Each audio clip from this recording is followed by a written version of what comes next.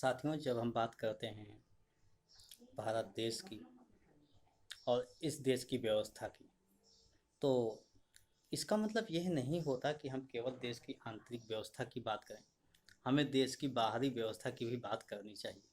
जैसे आप अपने घर में होते हैं तो ठीक है, आपका घर अपना है, उसका संचालन कैसे करना है आप घर के सदस्य मिलकर संचालित कर लेते हैं।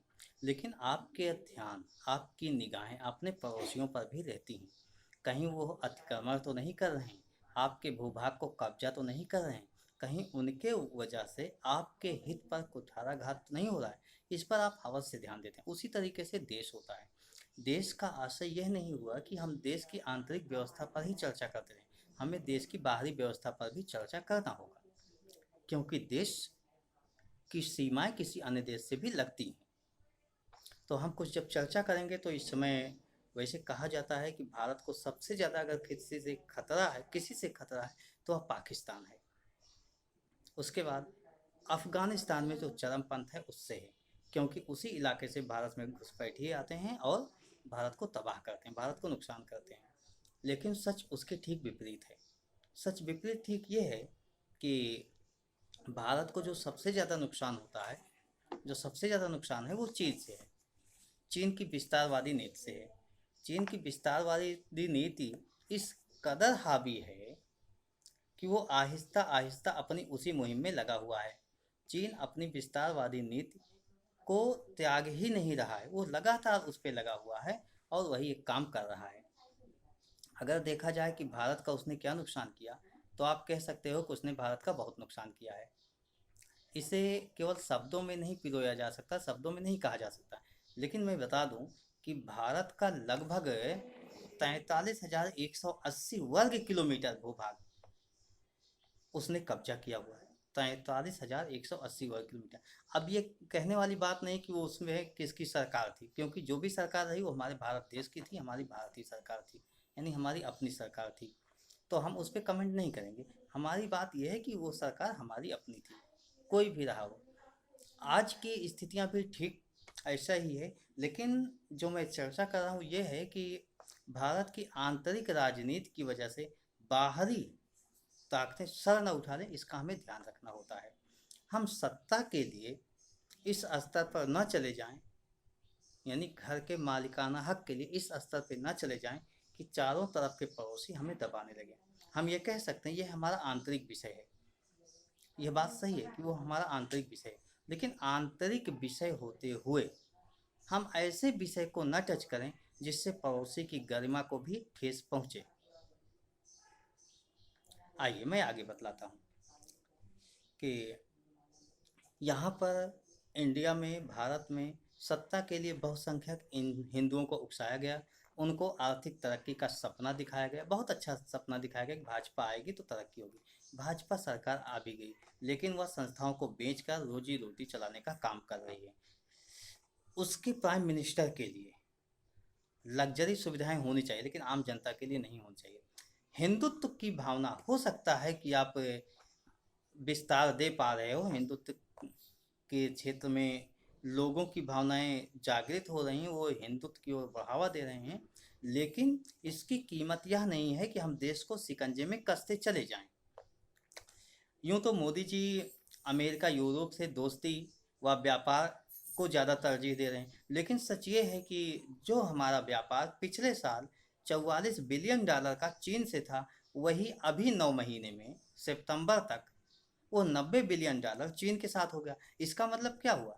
लगभग 2 गुना से ज़्यादा हमारा व्यापार चीन के साथ हो गया। इसका मतलब हुआ हम चीन को आर्थिक रूप से ज़्यादा समृद्ध जाने अनजाने बना रहे हैं।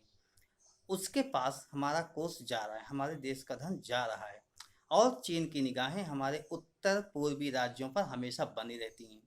जो ये चिकन नेक होता है, चिकन नेक मतलब आ, आप मुर्गी की गर्दन कह सकते हो, ऐसा एक बना हुआ है भारत के नक्शे में। अगर आप देखो तो सिक्किम के नीचे वाला हिस्सा जो है, जो भूटान से लगता है, उस पर चीन की हमेशा निगाहें होती हैं कि उस पे वो भूटान के उस हिस्से पर बैठना चाहता है किसी भी तरीके से।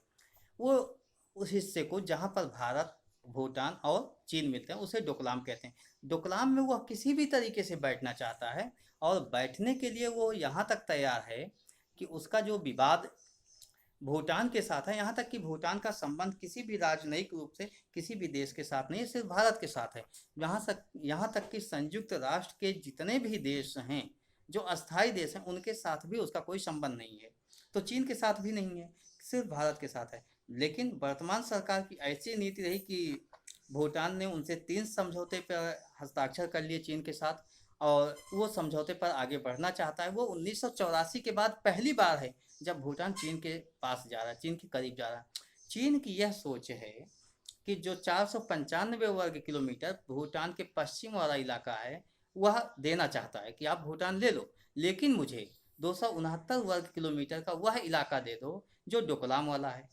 इसका मतलब वह डोकलाम पर बैठकर वो भारत की नेक, जो इसका गर्दन है एक तरीके से, चिकन नेक बोलते हैं, उस पर वो अपनी निगाहें जमाना चाहता है।